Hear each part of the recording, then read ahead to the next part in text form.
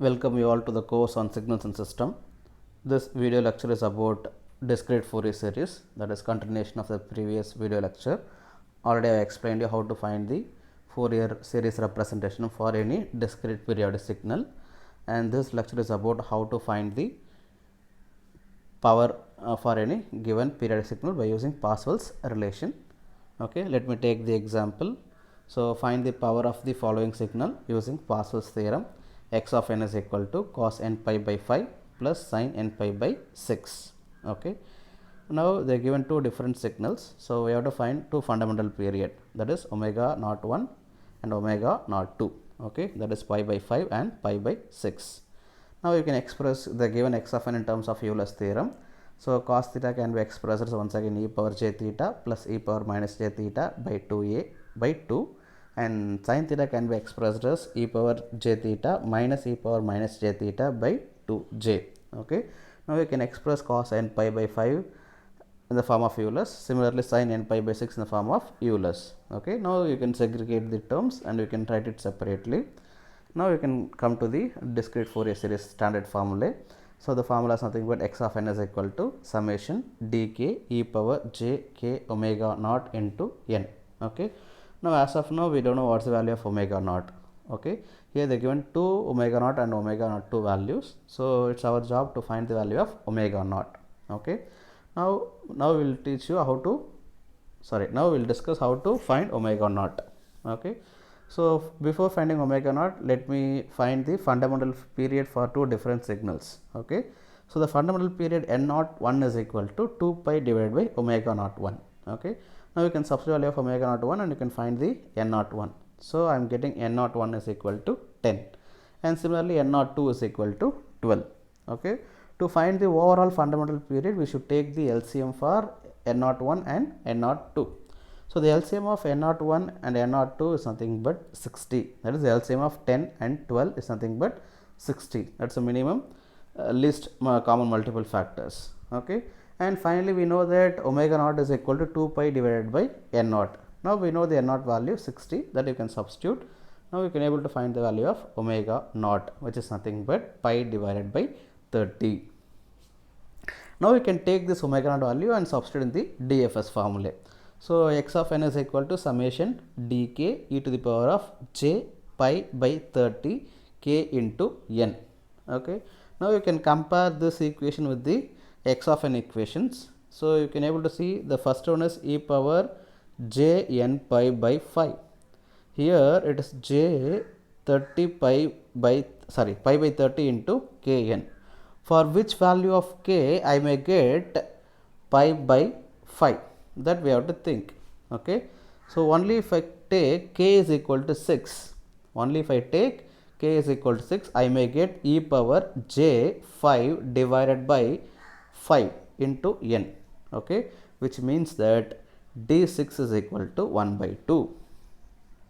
Okay, similarly take k is equal to minus 6 and equate the coefficients.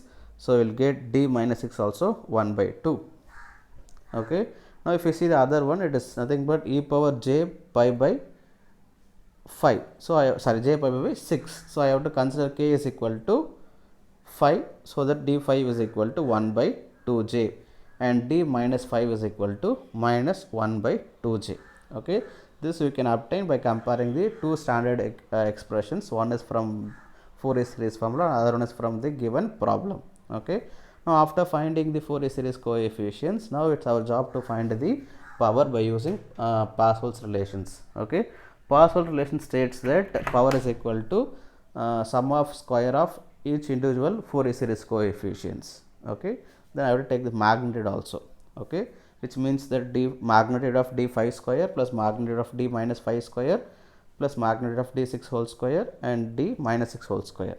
Okay, the magnitude of 1 by 2j is 1 by 2 square, that is 1 by 4 plus 1 by 4 plus 1 by 4 plus 1 by 4. So the answer is 1. So power of the given signal is 1 watts. Okay, and next one, question number 4.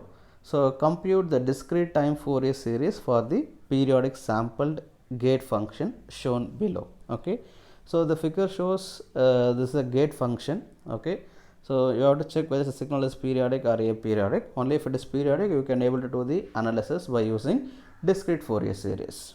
Okay. Now if you see this function, it is a periodic signal. Okay. So if you want to find the period, okay, since it is a gate function, it always looks like this. Okay, it always look like this. Okay, so I can take from this portion to this portion, that is till 15th. Okay, so if you see this will be repeated for every regular intervals. This will be repeated for every regular intervals. You can able to see that it means that I can simply say signals are repeating from -16 to +15. Okay, signals are repeated for every regular intervals of 32.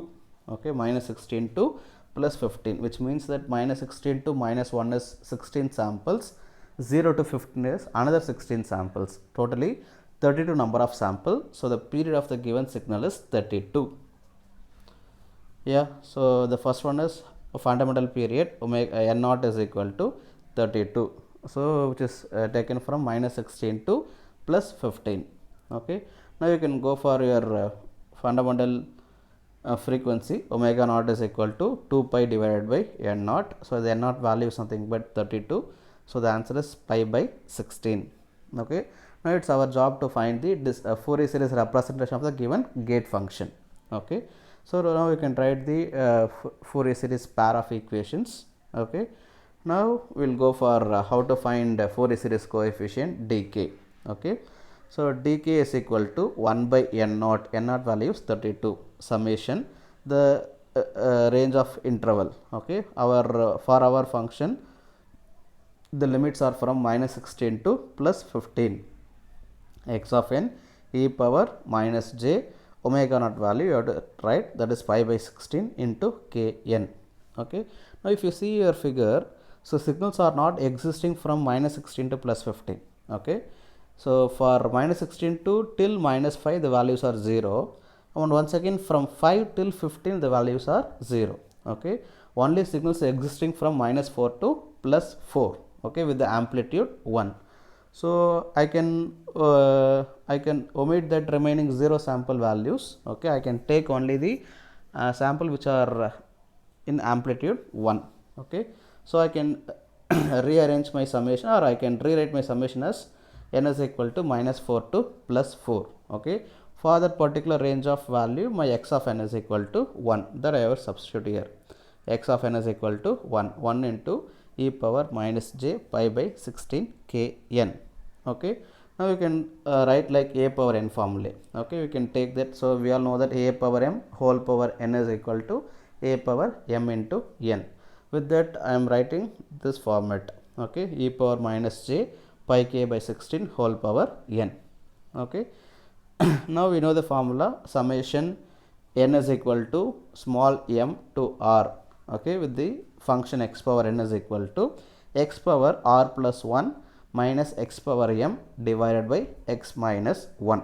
Okay, this is a summation formula for interval from negative to positive.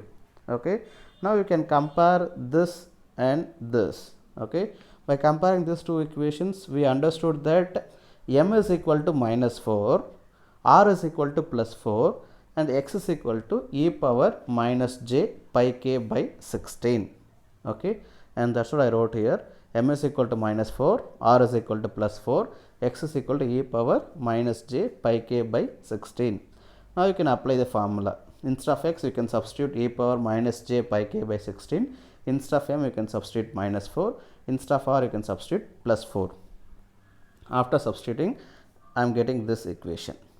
Okay, so that is e power minus j pi k by 16 whole to the power of 5. Okay, once again we all know that a power m whole power n is equal to a power mn. I can multiply the power. Okay, which nothing but this will become e power minus j 5 pi k by 16 minus e power, there already minus is there in the j and power is also minus, so minus and minus will become plus. So e power j 4 pi k by 16 whole divided by x minus 1 as it is. Okay, so I cannot leave the term as it is, so I have to simplify this function.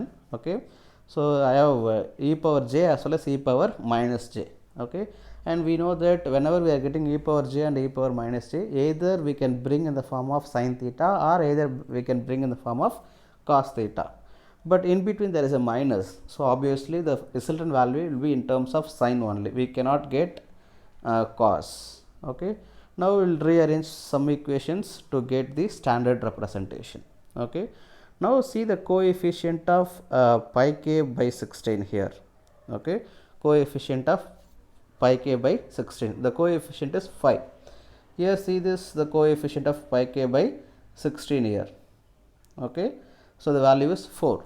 Okay, so see the difference 4 to 5. Okay, the difference is 1. Okay, the difference is 1, which means that we have to take half of the value outside. Okay, if the difference is 2, we have to take half of the value, that is 1, we have to take it out, 1 we have to take it out. If the difference is 3, we have to take 1.5 outside.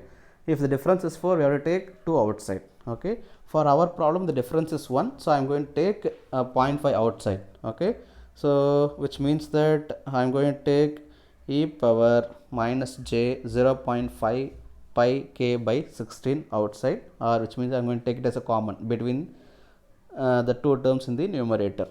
Okay, so the 5 will become 4.5 because I am taking 0.5 outside. Okay, and this 4 will become 4.5 since I am taking minus 0.5. So if I divide that minus 0.5, then there will be added in the numerator. Okay, so the numerator part is over, and coming to the denominator. Okay, I am taking e power minus j pi k by 32 common from the two different terms. Okay, now you can look into this. Okay, e power minus j 4.5 k by 16 minus e power j 4.5 k by 16. Okay, now I am not obtaining the expression in the form of e power j theta minus e power minus j theta. Okay, since minus is interchanged, so I can multiply minus in the numerator as well as in the denominator, or otherwise I can interchange the word both numerator in the as well as in the denominator. Okay, now these two terms are get cancels. Okay, now I interchange the terms. Now this is the form of e power j theta minus e power minus j theta, which is nothing but 2j sin theta. Okay, and this also 2j sin theta, and 2j will get cancels. So finally my dk is equal to 1 by 32 sin of 4.5 pi k by 16 whole divided by sin of pi k by 32. Okay, the 4.5 can be expressed as 9 by 2. Okay, so 9 pi k divided by 32. So that also correct answer. So dk is equal to 1 by 32 sin of 9 pi k by 32 whole divided by sin of pi k by 32. Okay, so far I have got my Fourier series coefficient that I have to substitute in my x of n. Okay, so Fourier series expression of discrete signal x of n is equal to summation, once again the interval for our problem is minus 16 to plus 15. So you have to write the value of dk. So dk is something for 1 by 32 sin of 9 pi k by 32 divided by sin of pi k by 32 into e power j omega naught value, that is pi by 16 k n. Okay, so this is my final Fourier series representation for the given gate function. Okay. Okay, now we can take this practice questions. Okay, so here the signals are repeated for every 0 to 4.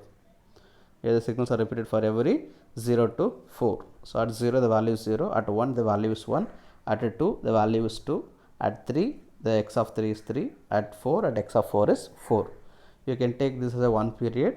You can able to find the d0, d1, d2, d3 and so on. So, and this is another gate function I given for your practicing. Okay, so you can look at this. So the signals are existing from minus 21 2 till plus 3. So just check your period and find the value.